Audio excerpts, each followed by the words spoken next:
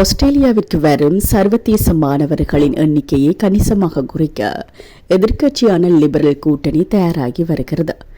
எதிர்க்கட்சித் தலைவர் வரும் 3ஆம் தேதி நடைபெறவுள்ள கூட்டாட்சி தேர்தலில் வெற்றி பெற்றால் ஆண்டிற்கு வழங்கப்படும் மாணவர் விசாக்களின் எண்ணிக்கை சுமார் 80,000 குறைக்கப்படும் என்று கூறியுள்ளார்.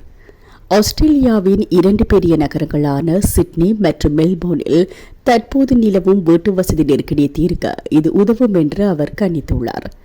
கடந்த 12 மாதங்களில் தற்போதைய தொழிற்கட்சி அரசாங்கத்தின் கீழ் மாணவர் விசா வழங்குவது 65% அதிகரித்துள்ளது என்றும் எதிர்க்கட்சித் தலைவர் குற்றம் சாட்டியுள்ளார்.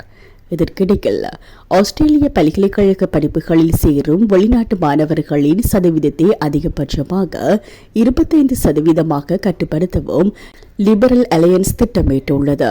இதன் மூலம் உள்ளூர் மாணவர்களுக்கு அதிக வாய்ப்புகளை வழங்குவதே நம்பிக்கை என்று பீட்டர் டட்டன் வலியுறுத்தியுள்ளார்.